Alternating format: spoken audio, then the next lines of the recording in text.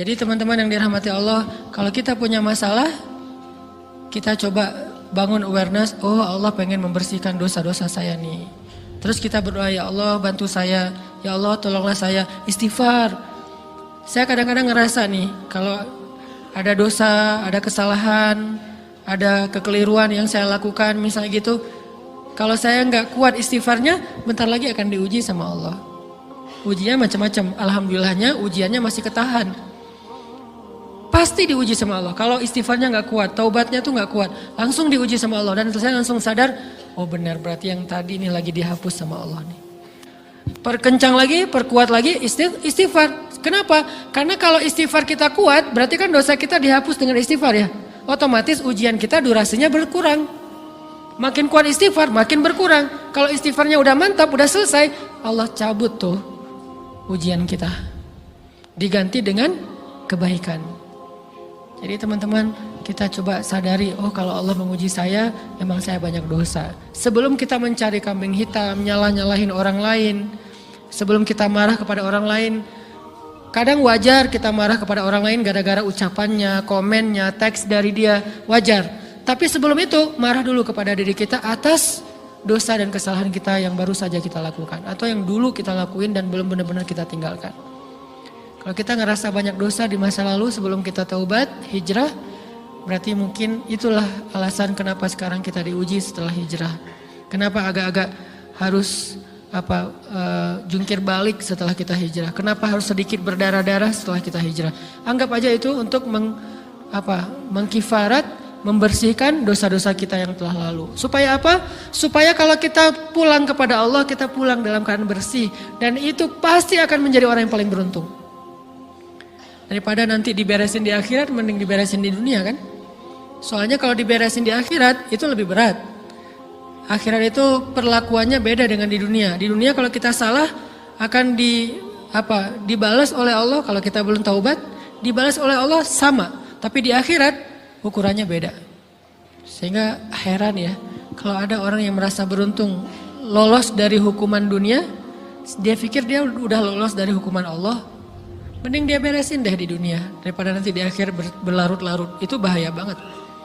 Kalau buat saya pribadi dan saya yakin teman-teman juga kayak gitu, gak mau ada masalah di akhirat, mending masalah di dunia aja.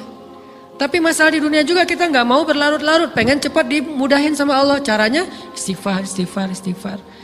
Tidaklah Allah memberikan kepada kita ujian kecuali salah satu alasannya pengen menghapuskan dosa.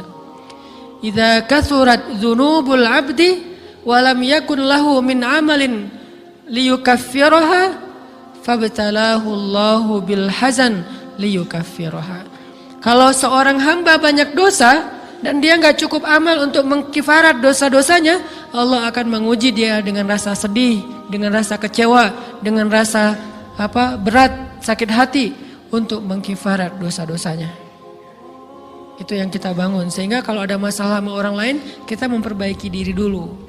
Bukan sibuk dengan kesalahan dia terus menerus yang gak mau kita maafin. Misalnya ada teman kita nih, jadi clash sama kita. Hal pertama yang kita bangun, astagfirullahaladzim saya banyak dosa nih. Tapi kan yang salah dia, ya. Tapi mungkin dia gak akan mengatakan kalimat itu, gak akan bersikap kayak gitu kalau kita gak punya dosa. Allah sengaja mengutus dia untuk menguji kita lewat kata-katanya, lewat perilakunya, karena kita punya dosa. Jadi penyebab pertama diuji itu bukan teman kita yang salah, itu penyebab kedua. Memang dia salah dan itu harus kita akui, realistis lah. Dia salah, dia nggak pas, dia nggak bijak, dia apa. Oke, tapi yang mentakdirkan dia salah kepada kita, Allah Subhanahu Wa Taala. Kenapa Allah takdirkan gitu? Karena kita masih punya banyak dosa. Allah kirim kita ujian, bisa manusia, bisa alam, bisa dalam diri kita sendiri. Itu semuanya adalah cara Allah untuk menguji kita dan membersihkan dosa-dosa kita. Ini yang kita bangun pertama. Yang kedua, kata Nabi di dalam hadis Bukhari, "May yuridillahu bihi khairan." Yang terkenal kan yufaqihu fiddin, itu yang terkenal. Ternyata ada dua modelnya. Ada may yuridillahu bihi khairan yufaqihu fiddin. Siapa yang Allah pengen kasih dia kebaikan agama, kebaikan, Allah akan buat dia mengerti halal dan haram. itu berarti Allah sayang sama dia. Ini satu model hadis. Ada model yang kedua, mirip redaksinya. May yuridillahu bihi khairan yusib min. Hadis Bukhari. Siapa yang Allah pengen ngasih dia kebaikan, Allah uji. Hah? Kok gitu caranya? Ternyata kayak gitu rahasianya. May yuridillahu bihi khairan, may yuridillahu bihi khairan. Siapa yang Allah pengen ngasih dia kebaikan, Allah kasih dia musibah atau ujian. Kenapa bisa seperti itu, Ustaz? Fa inna ma'al usri yusra, inna ma'al usri yusra. Seolah-olah Allah bilang di dalam ayat itu, kalau kalian mau dapat kemudahan, biasanya lewatnya kesusahan dulu. Kalau kalian pengen dapat keberuntungan, biasanya dapatnya kerugian dulu. Tapi keberuntungan dan kerugiannya pasti nggak sebanding. Keberuntungannya jauh lebih besar daripada kerugiannya. Kerugian itu kayak modal doang, DP. Jadi kalau kita mau dapat kejutan dari Allah, Allah kasih kita DP. DP-nya apa? Ujian. DP-nya musibah. DP-nya rasa nggak nyaman. Itu DP tuh. DP terhadap apa? DP dari Allah terhadap hadiah-hadiah besar yang Allah pengen ngasih ke kita setelahnya. Cuman banyak orang yang menolak DP ini. Sama kayak kita misalnya. Kalau kita mau ngasih dia hadiah, kita kasih dia kayak kejutan dulu. Dia lagi ulang tahun nih, disiram air dulu.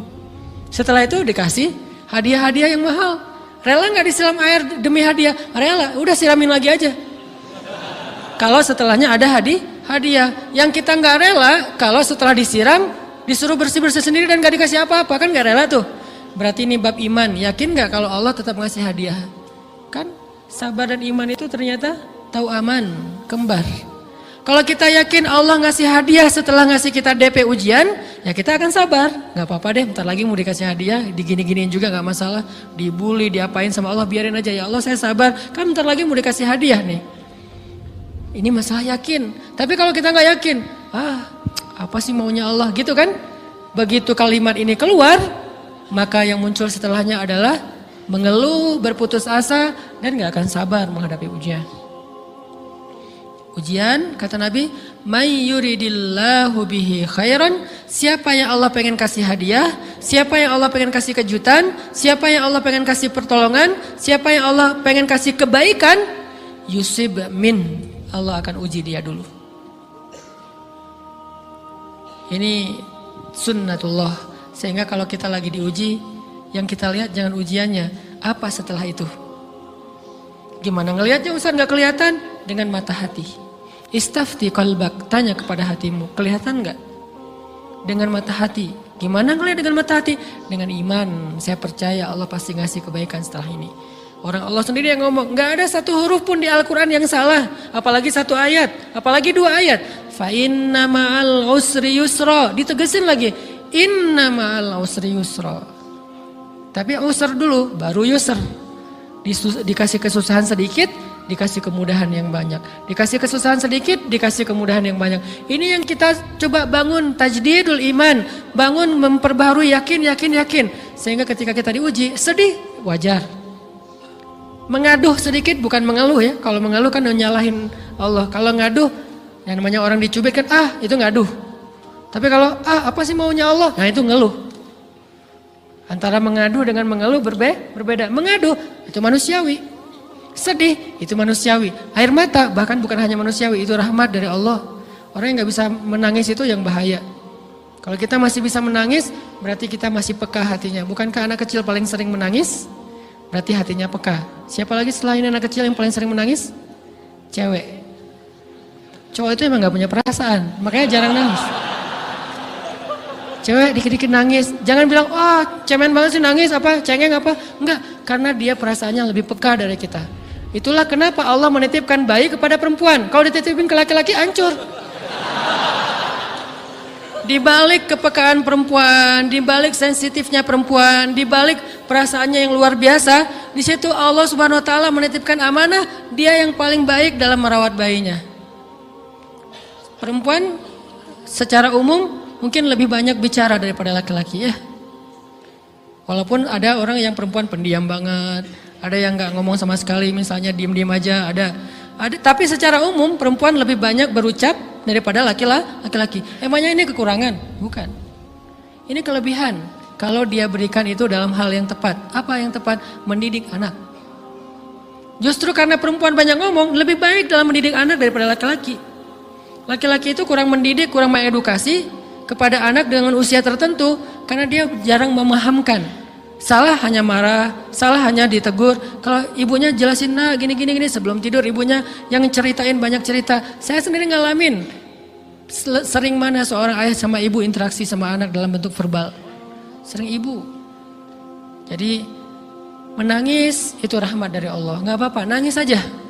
Dan itu tidak disebut mengeluh. Kamu kok nangis? Kan orang Islam harus sabar. Emangnya nangis dengan sabar itu bertolak belakang? Sabar tetap sabar. Ya nangis jalan aja terus nangis.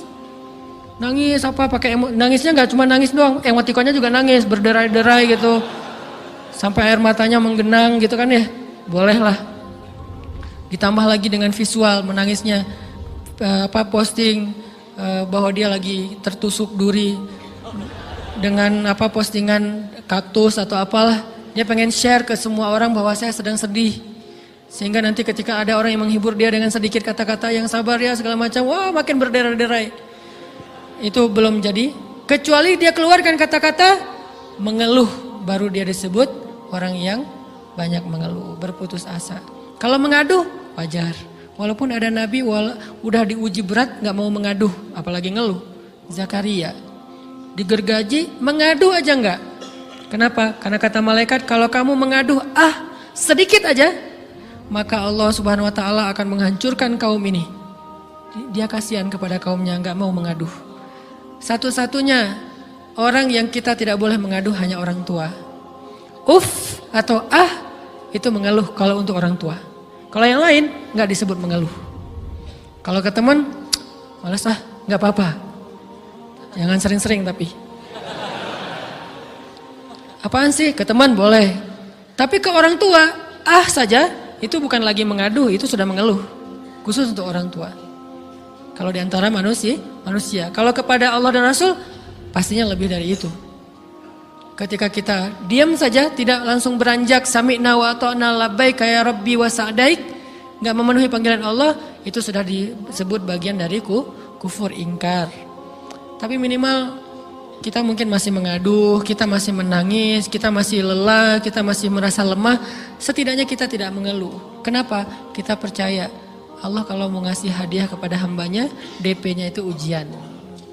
Dan yakinlah hadiahnya minimal 10 kali lipat lebih baik daripada ujian itu. Minimal, karena gak ada amal soleh yang dibalas di bawah 10 kali lipat tuh gak ada. Amal soleh, amal ya bukan niat. Amal yang udah kita kerjakan minimal dibalas 10 kali lipat. Minimal, maksimalnya bighairi hisab, tanpa batas. Bighairi hisab, tanpa batas. Ada yang 700 kali lipat kayak sedekah. Tapi tetap aja ayat sedekah di akhirnya ujung-ujungnya apa? Bighairi hisab juga kan? Berarti sedekah itu minimal dibalas 700 kali lipat. Minimal. Kalau kita yakin.